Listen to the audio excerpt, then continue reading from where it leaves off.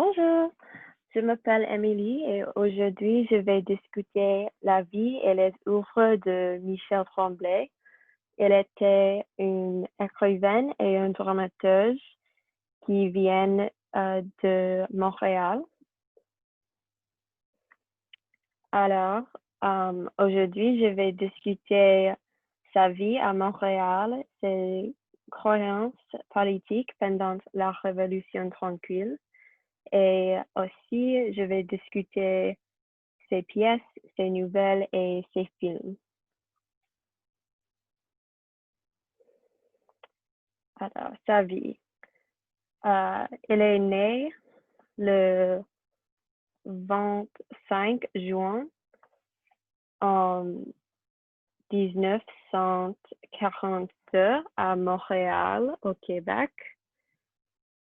Elle vit encore aujourd'hui. Elle a 78 ans. Sa famille était très pauvre pendant sa vie. Sa mère était américaine et une indienne cree. Alors, elle était une amérindienne. Sa père était français et il travaille comme un opérateur de linotype. Donc, sa famille était très pauvre. Ils habitent, ils, oui, ils habitent dans un quartier de la classe ouvrière à Montréal. Donc, Tremblay a vu très bien les souffrances des pauvres à Montréal et les effets négatifs de l'anglais sur la classe ouvrière au Québec, comme le film que nous avons regardé à discuter. Il commence à écrire très jeune pour s'exprimer ses émotions. Elle est allée au lycée catholique. Tremblay était une bonne étudiante, mais il n'aime pas beaucoup son école parce que je pense que c'était trop prestigieux à, à son avis. Donc, elle a étudié à l'Institut des arts graphiques pour 2 années. Après, elle est devenue une opérateur de linotype comme son père pour quelques années. Tremblay est homosexuel. Il ressent la discrimination. Après, il parle publiquement de sa sexualité sur la télévision en 1875. Quelque chose d'intéressant. Il ne dit pas sa mère pendant sa vie. Donc, je pense que c'est un peu triste qu'il ne peut pas être honnête avec sa mère. J'ai des photos de son quartier, de son enfance. Je pense que c'est très joli avec les couleurs. Ses croyances des politiques. Tremblay était un activiste dans la Révolution tranquille au Québec. Ses œuvres sont très politiques. Elle est une séparatiste. Tremblay croit que le Québec doit quitter le Canada. Et aussi, elle a fait quelque chose de très intéressant. Il refuse à traduire ses pièces en anglais jusqu'à jusqu'au Parti québécois a été élu au Québec. Il ne soutient pas le bilinguisme au Québec, qui est intéressant. Oui. Ses œuvres. Alors, comme j'ai dit, Tremblay est une écrivaine et une dramaturge. Donc, elle a écrit les drames et la fiction. Elle aime aussi les drames grecs classiques. Dans ses œuvres, les personnages homosexuels et les femmes étaient très populaires.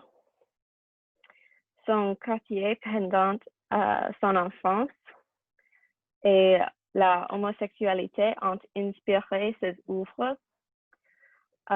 Donc, les thèmes populaires de ces œuvres sont son quartier pauvre de la classe ouvrière du Québec, la homosexualité, l'absurdité, l'existentialisme et le sens de la vie. Elle écrit aussi dans le théâtre de réalisme, mais il ne suit pas ses prédécesseurs. Il utilise aussi les figures de style de l'anti-réalisme. Donc, son style est très, très unique, qui est intéressant.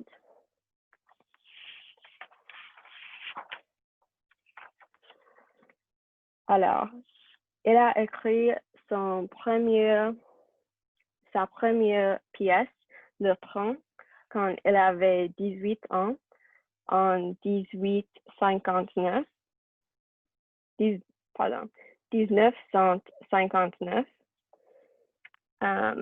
Et puis, elle a écrit Les Belles Sœurs au Joual. Le Joual, ça veut dire le dialecte de la classe ouvrière au Québec. Elle a écrit cette pièce en 1968. C'est une œuvre très importante pendant la Révolution tranquille. Ils soutiennent la culture québécoise et française, mais cette pièce montre spécifiquement qu'ils soutiennent l'indépendance du Québec au Canada pendant les années 60. Elle a participé au théâtre de Libération avec cette pièce qui est très importante pour le Québec parce que Tremblay a créé un nouveau style québécois. Donc, elle a montré très bien la culture québécoise. Les thèmes importants de cette pièce est l'absurdité, le sens de vie et l'existentialisme.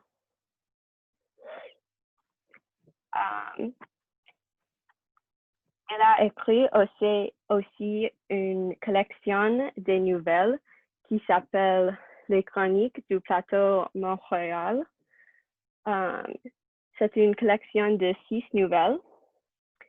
Elle commence à écrire la collection en 1975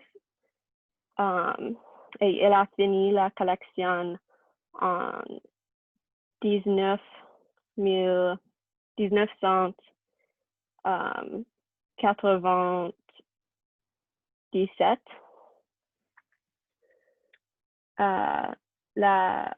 Les nouvelles se passent dans son quartier de son enfance et elles sont un peu autobiographiques.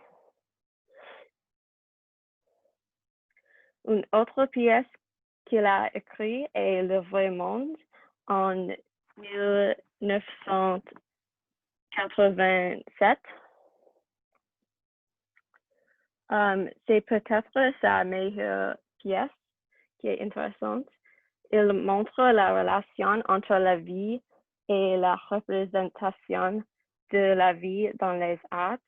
Donc, c'est une pièce très artistique et très intéressante, je pense. De plus, il a fait des films. Donc, un film qu'il a écrit est François de Rocher, Waitress, en 1972. Il a écrit ce film avec André Bazard, qui est son ami, et Bazard met en scène ses autres pièces. Donc, les deux travaillent ensemble beaucoup. Aujourd'hui, ces œuvres ont été traduites en plusieurs langues. Ces pièces sont très connues internationalement. J'ai des photos de ces pièces. Je pense que c'est les photos de la pièce Les Belles Sœurs et Le Vrai Monde aussi. Et puis, la grosse femme d'à côté est enceinte et la première nouvelle de sa collection, Les Chroniques du Plateau Mont-Royal.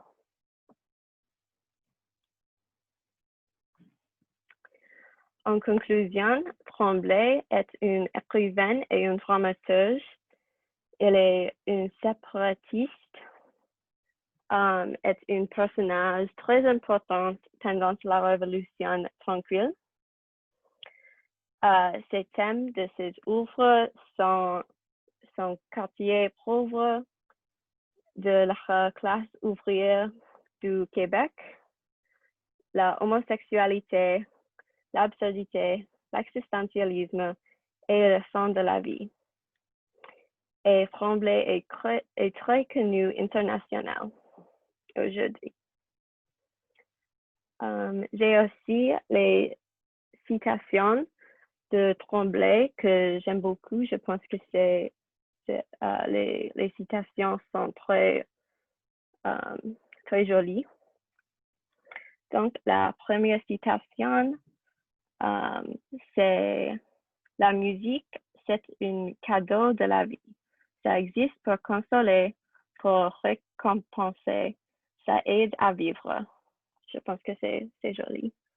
Et la deuxième citation est « C'est drôle comme les choses peuvent changer d'aspect. Parfois, lorsqu'on les regarde d'un point de vue différent de celui sur lequel on les a toujours connus. » Et oui, c'est tout. Merci.